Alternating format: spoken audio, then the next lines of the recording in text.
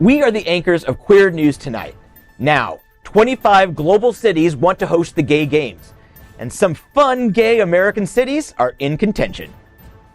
Whoopi Goldberg warns of dire consequences if Donald Trump is reelected, expressing concerns about potential disappearances of LGBTQ+ individuals and journalists. Is her warning being taken seriously by the queer community? Brent Hatch, son of former Senator Orrin Hatch, is running for Senate. He caught the GOP by surprise, saying they should stay out of queer issues. We wonder if Ron DeSantis was listening. Florida Prosecutor Andrew Warren, suspended by Governor DeSantis, gets a chance to argue First Amendment protection for political advocacy. Appeals court orders further proceedings. My Hollywood Pride returns on January 28th, presented by the Quadrucci Cabrera family and local philanthropists. Joining forces with the National LGBTQ Task Force, the event features diverse programming and celebrations. Hello and welcome to Queer News Tonight. This is the world's first and only LGBTQ+ daily evening television news, broadcasting live and available on demand on all smart televisions, including Roku, Apple TV, Android TV, Amazon Fire TV, and social platforms, including Twitch, YouTube, and Facebook. It's time to queer up the news. It is Thursday, January 11th, 2024. We are live and literally out of the closet and into the headlines. So many of your important stories we are going to tell this evening on Queer News Tonight. This is the world's first live daily LGBTQ evening news show, literally out of the closet and into the headlines on Queer News Tonight. I'm out South Florida senior reporter John Hayden. This evening we bring you the news of and perspective representing the LGBTQ+ community from South Florida, America, and around the world.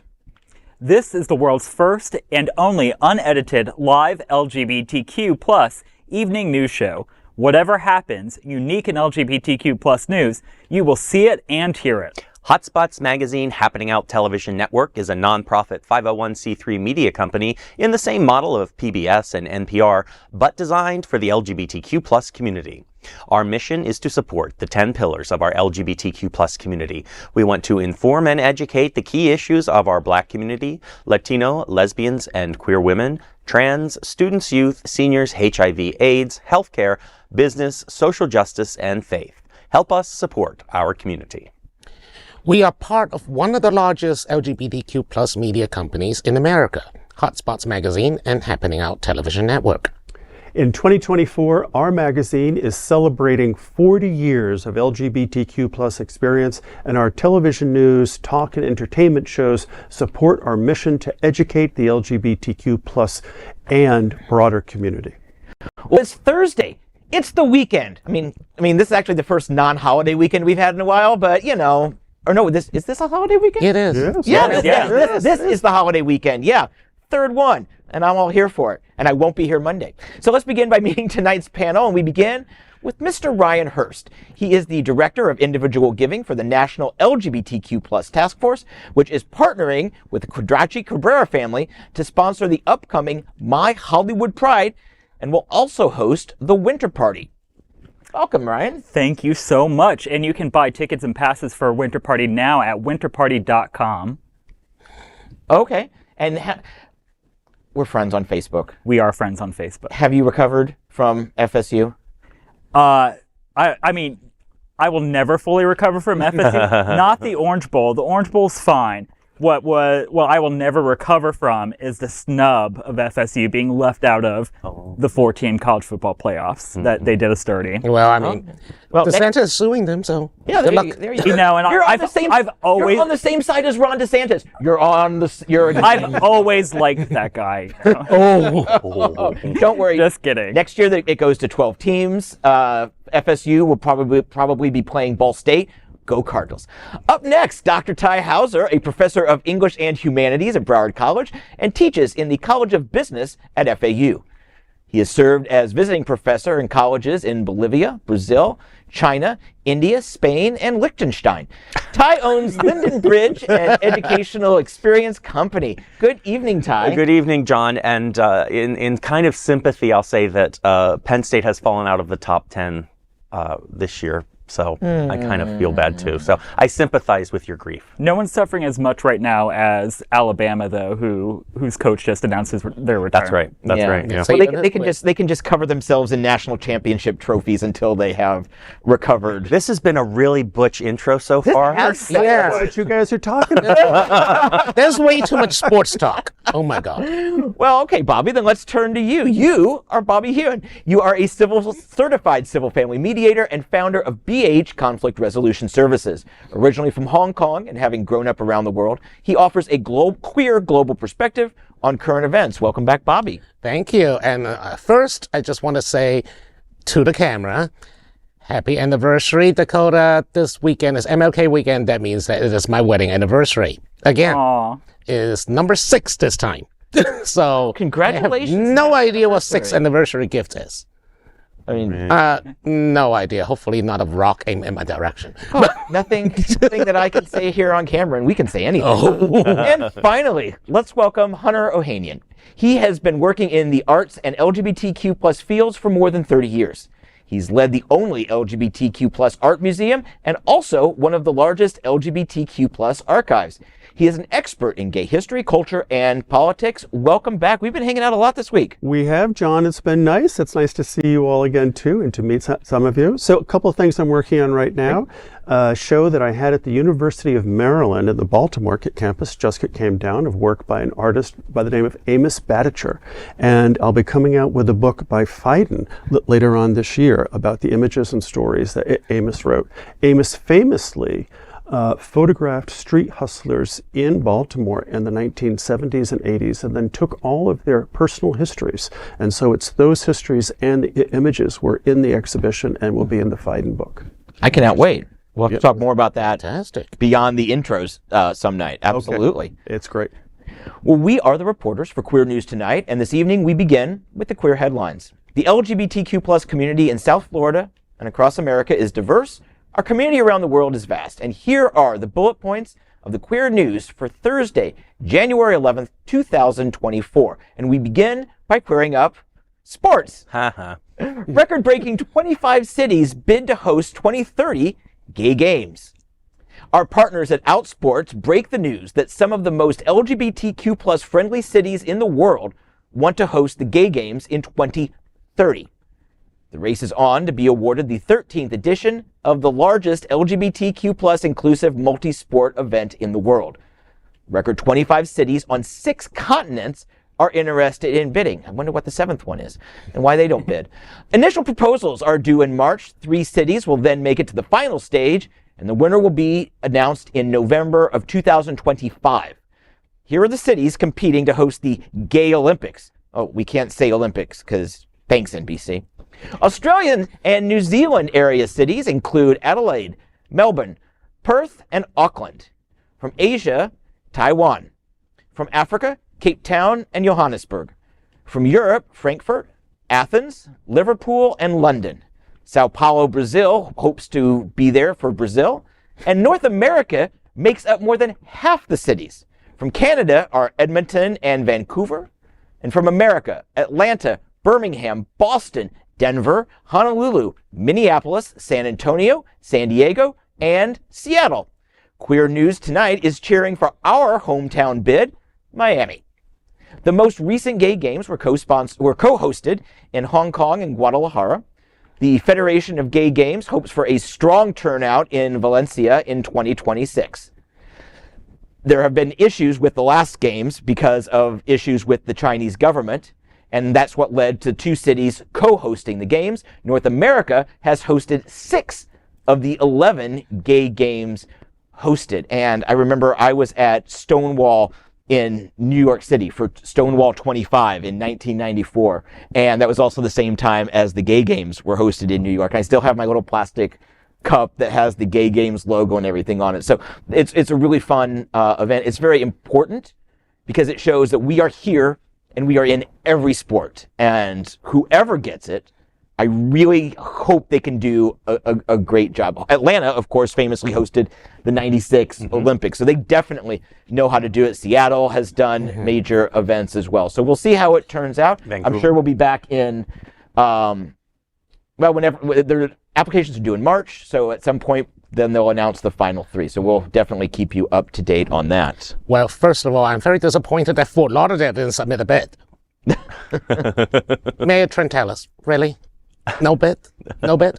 I mean, we were better. We have Wilton Manors. What does Miami have? Well, athletic venues. First of all, Fair enough. But second thing is, I'm asking the viewers, because apparently Outsports did not list this.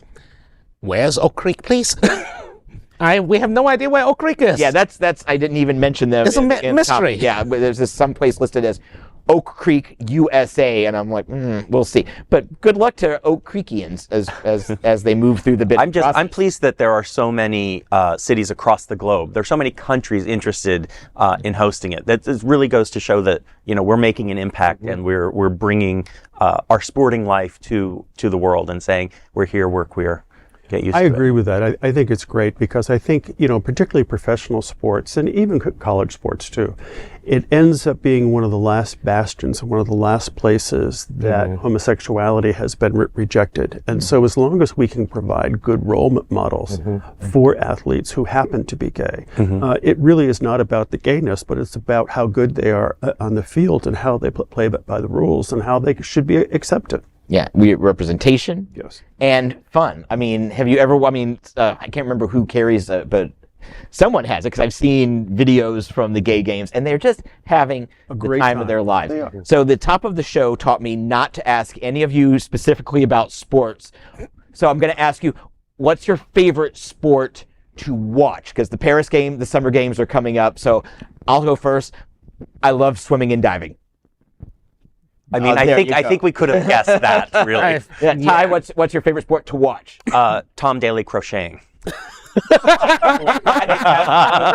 Ryan Hurst. I have to go with swimming and diving also. Also, Tom Daly in the British diving team practices at the aquatic facilities at Florida State University in the spring. Oh. So I've actually seen Tom Daly in Tallahassee at the Doubletree Hotel downtown. I feel like maybe we're giving stalkers too much information. That is awesome, and it's nice that Florida State Athletics finally has something to hang their athletic hat on. Bobby, favorite sport to watch? Male gymnastics and wrestling, for fairly obvious reasons. Yes. And truth be told, I'm a thigh man, so I love watching hockey. Okay. Good. Did you see the overtime game last night that went to I did not. Penalty shots? I was too busy working here. You missed out. Tai, what's up next? Next, we're going to queer up the USA View. On The View, Whoopi Goldberg warns LGBTQ+ people will disappear if Trump reelected. Actor and comedian Whoopi Goldberg has expressed concern that electing Donald Trump as president for a second time would see gay folks and journalists disappear. Speaking on ABC's The View this week, the actress was speaking about this year's U.S. presidential election and how young voters feel about Joe Biden as a Democratic candidate. She shared her chilling prediction. The Academy Award-winning actress seized the opportunity to plead with viewers at home to get out and vote no matter what in order to keep Donald Trump from being reelected. She said, "It's our loss if Trump is elected as president." She said there could be restrictions, especially to the LGBTQ+ community, where everyone has the right to say how they feel, what they want, and more. Goldberg issued a separate warning to be cautious when listening to the media, which she suggested might underplay President Biden's popularity among young voters. And I think the last part there is the most important. I think Biden is fairly popular, and I think the news media likes to latch on to the fact that young people don't like him because he's old. Well, they're both old. And the point here is that we need to be supporting progressive candidates, progressive politics, in order to keep the government progressive. You know, it's interesting. Ageism is the last ism that's really still socially acceptable. Ageism is still so prevalent in our culture, and I think that's really part of the media's failing in how they cover Joe Biden. I mean, about Whoopi Goldberg's warning, that could be hyperbole. It also might not be. You know, Donald Trump in his first term was the president of family separation and locking kids in cages at the border. Certainly, it might be hyperbole of actually physically disappearing people. But what's not hyperbole is that Republicans of the right wing are trying to disappear LGBTQ people visibly from culture, from society, from the law. I mean, we've got Ron DeSantis, who's trying to ban books, remove us from curriculum, and Republican governors all over the country are following that model. And DeSantis is really just baby Trump. And the thing is, we have literally right now in Florida, Republicans are actually proposing a law that says that you can no longer accuse someone of being homophobic, or you'll get sued for libel with a $35,000 minimum civil penalty. That's not just that erosion of First Amendment rights. That's essentially just basically say that homophobes can say what they want, and we cannot accuse them of being biased or discriminatory. It is burying us under a pile of legal paperwork. It is aimed at our entire community to say, you shut up, you cannot say anything, or else we're going to sue you in the pool house. I think it's good that Whoopi brought that out. I'm not a regular watcher of The View, but certainly I know and I have an understanding of what their audience is like. But it's nice to see, and I think we will see more of this in 2024, that there will be people who have progressive points of view who are going to try to get to audiences, particularly younger audiences and particularly target audiences, and that who may not be paying hardcore attention to the news and following it the way that we do, but putting some of these true key factual messages out there that people understand that there are consequences. I agree with what you guys said in the sense that I think a lot of people are sitting on their hands because they don't perceive it's a good choice. They perceive they're both old and they don't want to be involved in either one. I think that a lot of progressives have complaints about Joe Biden, and I think that he's not Bernie Sanders, and so they didn't get what they wanted. But this is not a time to get what you want. This is a time to make sure that chaos does not happen. Yeah, it's not about getting what we want. It's about making sure that the truly terrible people don't get what they want. And a couple of things, I'm okay with them not being able to say that someone is homophobic or transphobic because they're not phobic. Right. Ain't nobody in America left that's scared of us. They're just bigots. That's all they are. They're just bigots. They're hateful. They lie. They hurt others to make themselves feel better. They're terrible people. Second of all, it's something that you were alluding to and you were alluding to. It's not a binary choice. If young people don't like Biden, they're not going to go to Trump, but they'll just stay home. They'll just stay home. And remember, every time someone doesn't vote for Biden, that's a loss of a half a vote.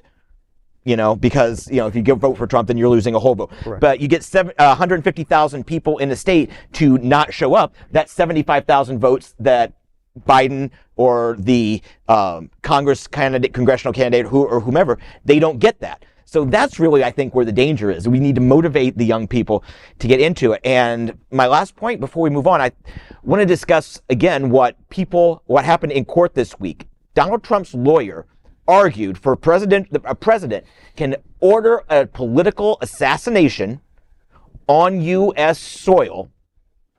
So therefore, a political opponent of whoever is in office. That is taking the express tunnel, the shortcut, the cheat code to dictatorship. Because once you can no longer field a true opposition candidate, then truly all is lost. So we need to we will be staying on top of this. I will be staying on top of this at Queer News Tonight. Queer Tea will be staying on top of this. Advocate, the task force will be staying on top of this. Please come with us because we will all either survive and thrive or we will all die. And that's just what it is. It is a dire situation, for sure. Indeed. Yeah. Next, let's queer up politics. Famous Mormon Republican U.S. Senate candidate says government should stay out of LGBTQ+ issues. Brent Hatch, the son of longtime and powerful former Utah Senator Orrin Hatch is now running for the Senate himself. He caught GOP insiders off guard this week when he said that the government should stay out of LGBTQ+ issues. Hatch, a Salt Lake City lawyer, said in a recent interview with Newsweek that he thinks the government largely needs to stay out of these things, and people need to live their lives. Hatch didn't go into specifics, but it appears he's distancing himself from many of today's Republicans who have made it a priority to attack the LGBTQ+ community, especially its most vulnerable members, such as transgender youth. As a senator, he said his priorities will include efforts to improve border security and reduce the national debt. He also said he is very clearly pro-life, but considers abortion a personal decision. His view of the history of LGBTQ rights is somewhat at odds with the facts. 10 to 20 years ago, politicians, activists, and ordinary citizens were talking about LGBTQ+ issues: employment discrimination, hate crimes, marriage equality, and more. As LGBTQ+ people and their allies, mostly liberals, fought for equal rights, conservative forces resisted. Some activists have attributed today's widespread anti-trans actions as a response to the progress made by other segments of the LGBTQ+ community. Utah is a Mormon-dominated state and has a notorious past on LGBTQ+ issues. In recent years, there have been church and political changes, and Salt Lake City has become very LGBTQ+ embracing. I think that's right. I think the pushback we are seeing now across the United States is a response to the progress that we have made as an LGBTQ+ community. We're facing some horrifying challenges both federally and in states and local communities throughout the United States. But we also have to remember that we have never had more rights as an LGBTQ community than we do right now. And we do a disservice to all of the activists and volunteers and politicians and organizers who for the past 60, 70 years have fought really hard in much more dangerous times to get us to where we are right now. I think that Hatch, as a politician, is, frankly, as a Republican, is where, Republicans really should be if you are truly someone who believes in a small government. If you're a small government conservative, the government, should not be involved in people's marriages, their bedrooms, if that's what you truly believe.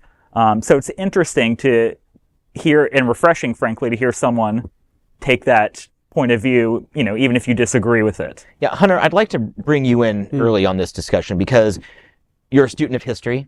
You know where we've been.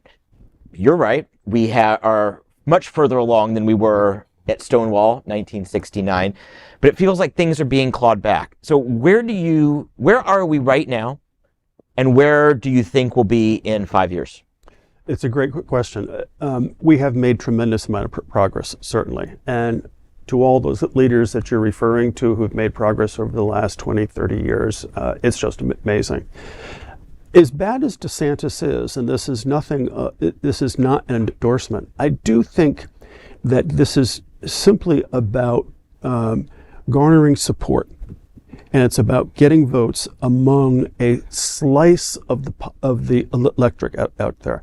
And that I don't know anything about young Hatch here, but I'd like to find out more, because I do think when I read the studies, I see that young people, whether they're Republican or not, the highest percentages are self-identifying as either trans or bi or queer, and they have had multiple sexual experiences because they have grown up in an environment where that's actually been acceptable to them. I also think there are many people in this country, obviously not hardcore religious zealots, but there are many people who have a gay member of their household, and they love that kid. I mean, even Dick Cheney, came around to the whole thing with regard to this. So yes, we have tremendous rights. What I am worried about, though, as far as rights go, was the passage in the Dobbs decision that talked about gay marriage and contraception and interracial marriage. And those things are... Well, Justice Thomas talked about it, not the decision as a whole. I'm sorry that Thomas spoke about that.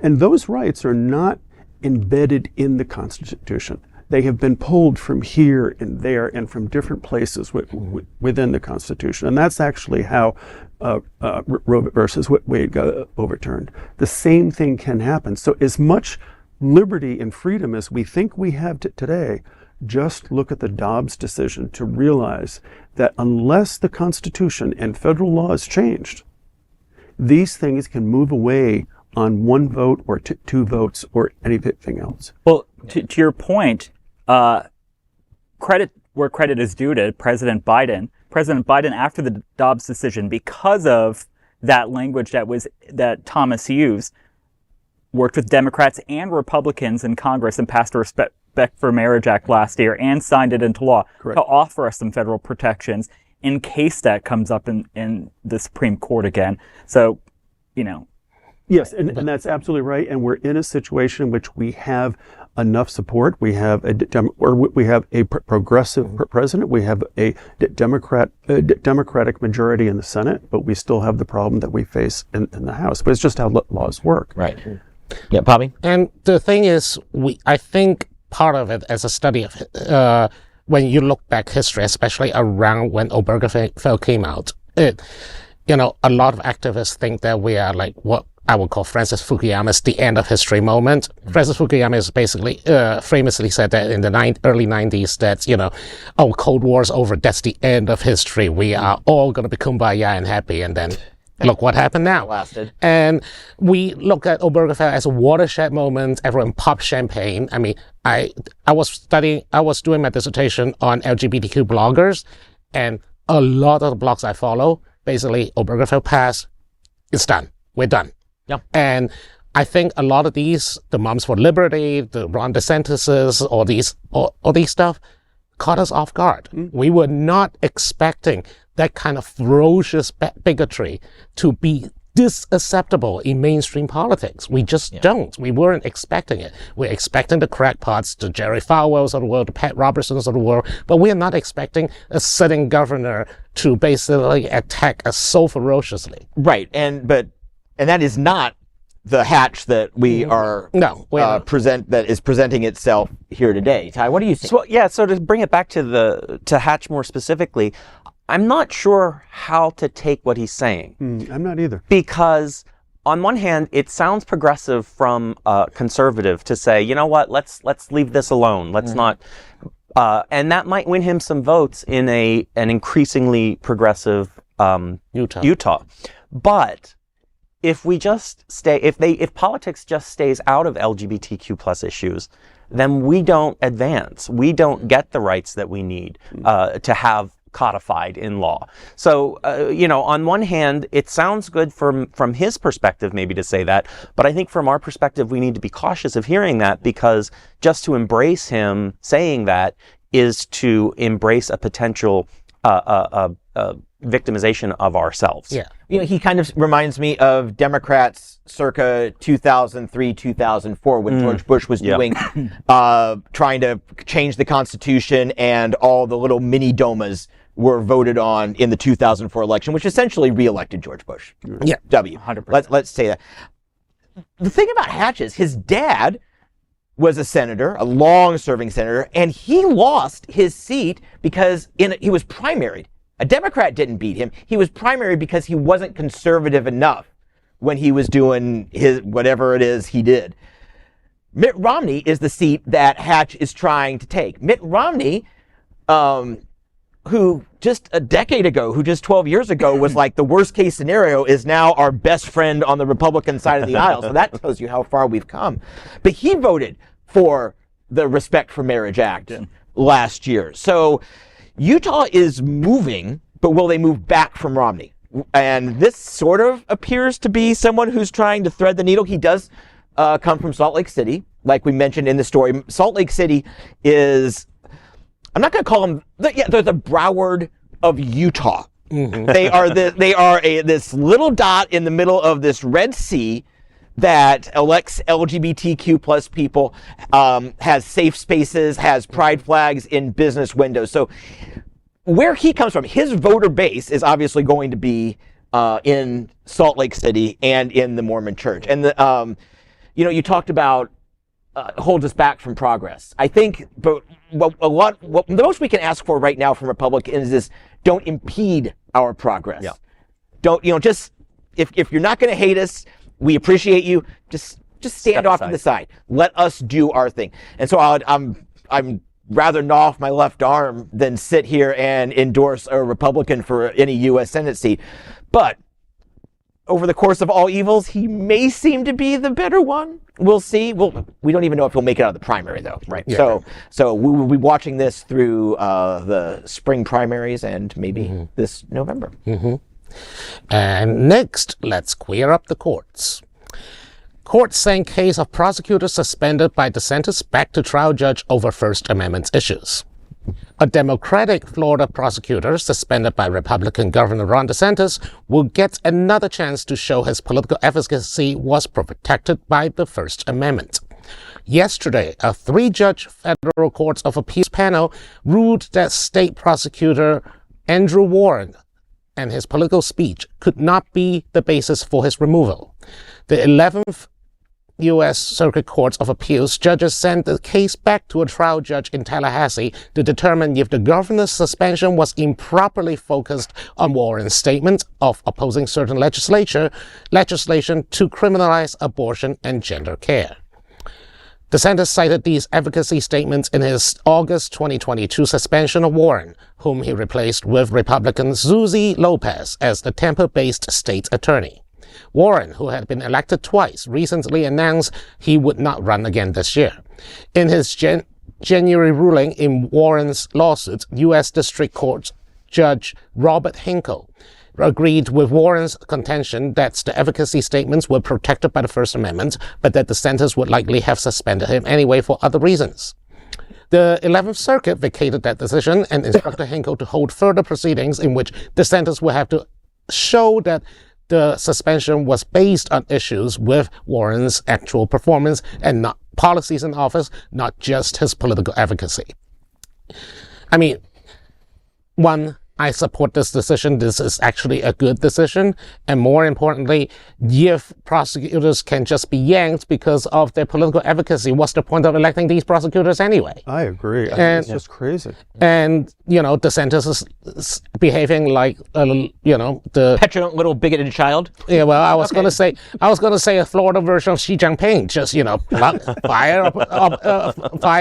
fire officials, whether they suspend them, prosecute the minorities. Of course, you're referring to China's current dictator. China's current Winnie the Pooh-shaped dictator, yes. I'm getting canceled in China. I don't care. You're not going back to the PRC anytime soon. Nope. Hunter, what do you think? Well, I think it's good. I agree with you. I think it's a good decision. I don't understand how we live in a state in which people do elect somebody to do a job and then somebody else can just come in and take them out of that job. And I think what's so interesting about it is that right now we have the Republicans talking so much about the idea that we're denying candidates or we're denying elections. Well, here they are. I mean, DeSantis is just rolling over the people's voice. He's rolling over their elections for these individuals. First Amendment is what First Amendment is, and he has the right in order to be able to do that. So I think this was a smart move by the 11th Circuit to send it back for more faxer. Well, I mean, I totally agree with you. The issue for me is how can you have a governor that has unquestioned authority to remove a duly elected official that they politically disagree with? That is authoritarianism.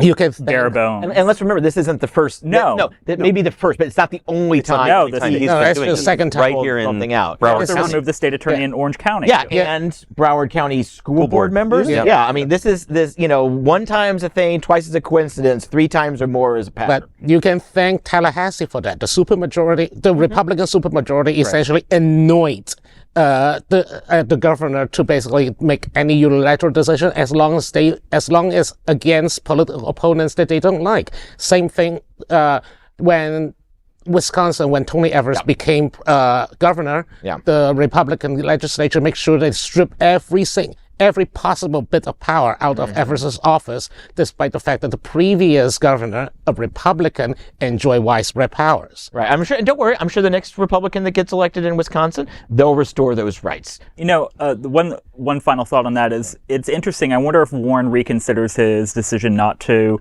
run for re-election. He made the statement that he was not going to run for re-election because he said even if I won, DeSantis would just suspend me from office again. There's no point in me doing that.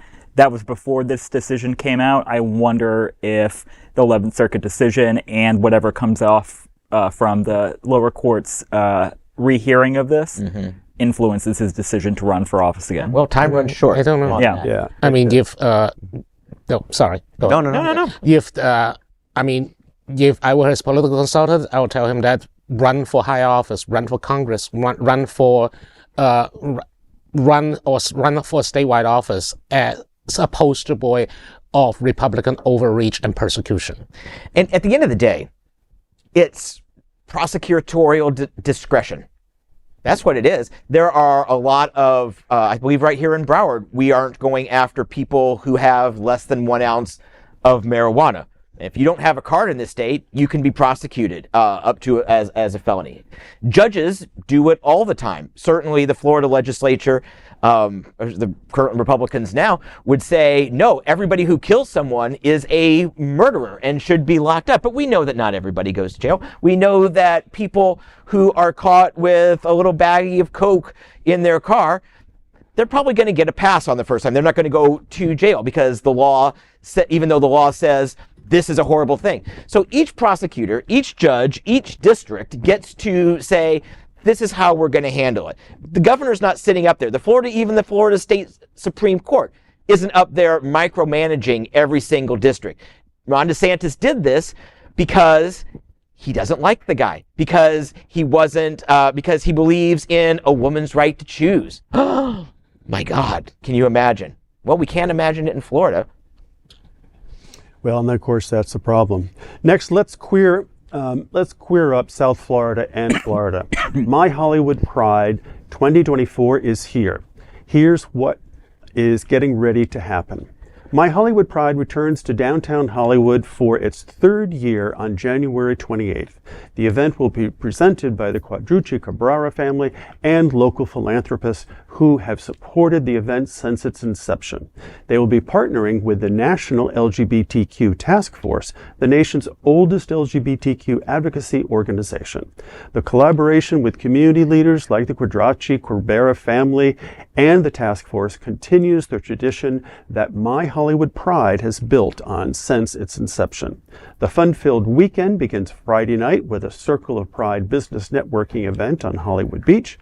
And on January 27th, the Pride 100 Brunch will celebrate Hollywood's 100 score on the Human Rights Campaign Municipal Equality Index. The brunch is followed by a special Progress Pride flag raising ceremony at Anniversary Park, led by My Hollywood Pride 2024 chair, Todd Delmay. Saturday night, there will be the first queer comedy night, which expands the diverse programming for the weekend. On January 28th, the Main Street Festival event will be hosted by Emmy Award-winning news anchor Craig Stevens of WSVN Channel 7 and host of the self-titled show, Faye What? For tickets to the brunch and further information, you can visit myhollywoodpride.com. Let's talk about it. What's happening? I am so incredibly excited about My Hollywood Pride this year, and we're so honored and so thankful to be partnering with the Quadrucci Cabrera family to be presenting My Hollywood Pride as the presenting sponsors this year. You know, for me, Pride has always been about being in community with other LGBTQ people. Particularly now here in the state of Florida, I think prides are incredibly important. It's just so important that we do things to be visible, especially since our state government is trying so hard to make us invisible.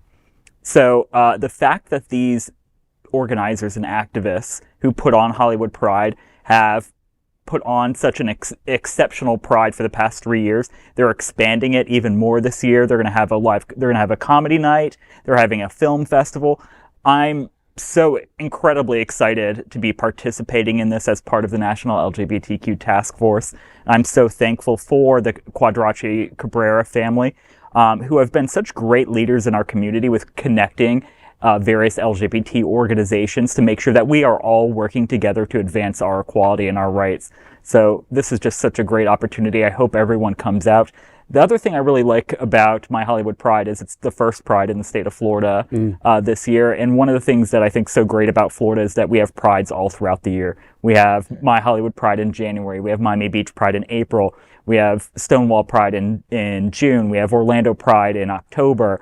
There's always a place for us to come, plug in, to have community, and to be visible. So I think that's really important. I hope that everyone comes out for it. Will your work be done with Hollywood Pride by the 28th, and you'll be there to enjoy it, or will you be working somewhere? Absolutely not. We will be there. We will have a booth at My Hollywood Pride. We will be making sure that we are signing up folks to volunteer for our upcoming efforts. Not only we have some upcoming events here in South Florida. Winter Party Festival is coming up February 28th through March 5th. Folks can buy tickets and volunteer for that. We also have the Task Force Gala that comes up in October. And in between that, we're in a very important election year, and we need to queer the vote this year, which is the National LGBTQ's task force to motivate and activate voters to participate in this year's election. So we'll be taking the opportunity to get people to sign up to vote and to pledge to vote, to volunteer, to be involved in the community. So shout out to our girl, Faye What. She'll be taking over the stage. Go Faye. I don't think our program is long enough for me to say her name as long as it's supposed to be. But she'll be taking over the stage, I believe, at 3 o'clock on Sunday. My dear friend and colleague, Craig Stevens, we worked together for 15 years at Channel 7, and I can't wait to see him do a little mini reunion there. And our own Francesca D'Amore is the entertainment director, and she's also being honored with an award at the Pride 100 brunch on Saturday, if I am correct in that. So you go, girl. We love you. We appreciate you. Thank you for all the work. Because I'm going to say thank you, because this is a thankless job. Let's be fair. It's a small organization. It's a very neighborhoody Pride, 100%. Which is one of the things that they hang their hat on, and that I love. And Stonewall here is great. Miami Beach is great, shutting down Ocean Avenue. And they shut down the street for this. But it just feels like it's just the community, and everybody else is invited. But Hollywood comes out and supports itself. A few years ago, the My Hollywood Pride Index, which is what the brunch celebrates, the Pride 100 brunch. I don't think Hollywood leaders even knew It existed. It was a thing. And then groups or people like Jeff Oliverio and Todd Delmay and others came and said, no, it's a thing, and here is the criteria. And instead of saying, oh, no, we're fine, Hollywood embraced the criteria. The mayor embraced everything and said, let's do it. And they did it. And the HRC came in and said, yep, you did it. And so now for a third year in a row, they celebrate. So I'll certainly be there. I'm going to try and crash the stage. I won't say if I'm going to do it to Craig or Faye, but it's going to happen, people. So I look forward to it. All right. Hunter, do you want to take us to church? Sure. Next, we are proud of our special partnership with Sunshine Cathedral, the world's largest queer church here in Fort Lauderdale. Supporting that partnership, we are broadcasting from our permanent set here at the Sunshine Cathedral at the Happening Out television studios. We broadcast Sunshine Cathedral's Sunday's international service at 10:30 a.m.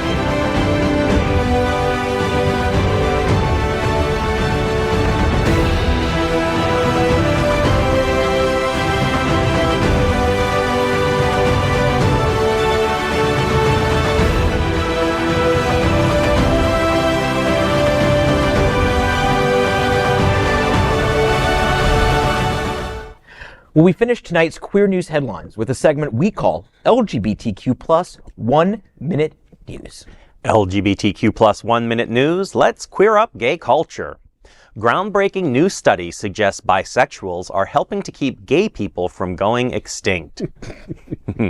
A new article published this week in Science advances claims that genetic factors linked to bisexuality have traditionally been linked to men who have a greater appetite for risk and have more children. The research drew upon the UK Biobank, which holds 450,000 genetic samples linked to accompanying behavioral surveys. In short, it has the genetic codes for a large number of gay and bisexual men and women. This new study goes further, saying there's a link between risk-taking, bisexual behavior, and an increase in offspring. The data shows men who engage in exclusively opposite-sex coupling have the greatest number of children, followed by those who are bisexual, and then those who have sex with men. Wow, thank you for that. LGBTQ 1 Minute News. Let's queer up entertainment. Celebrities you probably didn't know had LGBTQ plus kids. Celebrities secure their status thanks to the love of their fans, but these famous parents have proven they have just as much to give their LGBTQ plus kids. These celebs all have one thing in common: queer children who they adore. Starting with comedy star Marlon Wayans, he revealed in November that he has a trans son, whereas Charlize Theron revealed in 2019 that her eldest child, Jackson, is trans. Singing legend Marie Osmond spoke about her daughter Jessica being gay last year, and pop goddess Cher has a trans son named Chaz Bono. Supermodel Cynthia Bailey's daughter, Noelle Robinson, who she shares with ex Leon Robinson, came out as sexually fluid in 2019. Many other celebrities have LGBTQ plus kids. LGBTQ plus 1 Minute News. Let's queer up gay culture. And the story behind these homoerotic vintage menswear ads is sexy. Can you remember a time when there was no Grindr, no Lil Nas X music videos, no ability to gather in any gay spaces? If you said yes, then you know the importance of the Sears catalog and other present publications that showed men. In the long ago American past of the 1950s, male friendships were abundant. Rainbows were everywhere, and nothing was more exciting than the gift of a new set of pajamas. At least that's what certain vintage ads for the 1950s menswear brand Textron would have us believe. Often illustrated by cartoonist Fred Siebel, these visions of Americana give us a strangely familiar taste of a fantastical homoerotic world. Podcaster Drew Mackey points out that it's hard to understand the context for these ads unless the original concept was 100% gay. We don't know much about Siebel's sexuality, but there's more to his story. In addition to accidentally creating homoerotic art, he was the man who created the first designs of Mr. Clean. That's right, Mr. Clean himself. Butch, bald, and sporting one earring for extra panache. He was also a Siebel creation. Our queer history, of course, is important to preserve. LGBTQ plus 1 Minute News. Let's queer up gay culture again. A glimpse of gay history as Barry Manilow talks about gay bathhouse shows with Bette Midler. Barry Manilow is reflecting on how he famously launched his career by playing piano at a gay bathhouse in New York City. During the 1960s, Manilow had made a living writing, performing, and producing music and jingles. He has either written and or voiced to famous jingles for Band-Aids, McDonald's, Pepsi, State Farm insurance commercials, among others. In 1971, Manilow was hired by Bette Midler to be the musical director of her outlandish stage show at the Continental Baths, a former gay bathhouse. He admitted the venue was also known to be a gay sex club, and men frequently watched performances including the Divine Miss M in the cabarets either completely nude or with just a towel. Manilow said he got paid $75. LGBTQ plus 1 Minute News. Let's queer up entertainment. Nick Offerman teases the possibility of Bill and Frank-centric The Last of Us spinoff. The Last of Us fans are eagerly awaiting the next installment of HBO's hit video game adaptation, but could we be getting a spin-off as well? According to Nick Offerman, maybe so. It was also clear that there was so much of their story that could have been told prior to their appearance on The Last of Us. The single episode this season told a gay love story after the end of the world. The story, while dark, including suicide, was also hailed as one of the most beautiful gay love stories of the year. Offerman backstage at the Creative Arts Emmys talked about the potential spin-off. The possibility of a spin-off centering on these characters has been bounced around by fans thanks to how touching their love story was. Considering how successful season 1 of The Last of Us is, it wouldn't at all be shocking to see at least one spin-off in the future. LGBTQ plus 1 minute news. We're going to queer up entertainment. Naked pianist Emmanuel Voss comes to Sunshine Cathedral Center for the Performing Arts January 18th. They are coming with Genvas production, Emmanuel Voss, Bach to Bond. Voss is known as the naked pianist because he strips away classical music formal rules. I clearly had some issues with enunciation during rehearsal. This Pakistani-Filipino Englishman has performed for the Prince of Monaco, aren't you bougie?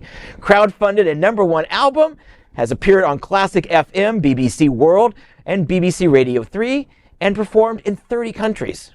This program is generously underwritten by Funding Arts Broward, Sunshine Cathedral, and Marriott Fort Lauderdale, Pompano Beach Resort and Spa. Tickets are available at sunshinecathedral.org. Hi, hello Florida from a very cold and grey England. My name is Emmanuel Voss, and on Thursday the 18th of January, 7:30 p.m, I'll be coming to Florida to perform a recital entitled From Bach to Bond. This will be hosted by Genvas at the Sunshine Cathedral Center for Performing Arts, sponsored by Funding Arts Broward. I would absolutely love to see as many of your wonderful faces there as possible. This is because it's actually my very first time in America, and I absolutely can't wait to visit Fort Lauderdale and Miami. So tickets are available at genvas.org/tickets. And the date is Thursday the 18th of January, 7:30 p.m. I really look forward to seeing you there, and I cannot wait to meet you all. Cheers. Thank you very much. Bye. Cheers. That is today's news for the LGBTQ plus community on the world's first and only daily LGBTQ plus evening news show. If our community is important to you, share this news with your friends and family. Are you, like most of America, part of our very large television audience watching this live LGBTQ plus news broadcast right now on Roku, Apple TV, Android TV, and Amazon Fire TV? Queer News Tonight is the only live LGBTQ plus digital television show in the world that is out of the closet and into the headlines. We need your support. If our community is to grow, we must tell our stories and bring them to the attention of the broader world. This is the only place in the world that tells these types of LGBTQ plus stories in motion and sound. That is the passion of Hotspots magazine, Happening Out Television Network, and Queer News Tonight. I'm John Hayden, and on behalf of these LGBTQ plus reporters, the anchors of Queer News Tonight, including Dr. Tai Houser, Dr. Bobby Huen, Hunter Ohanian, and my 2023 nemesis, but my 2024 best friend, Ryan Hurst. We will see you daily at 8 p.m. into our LGBTQ plus world. We wish you a very good night. Good night.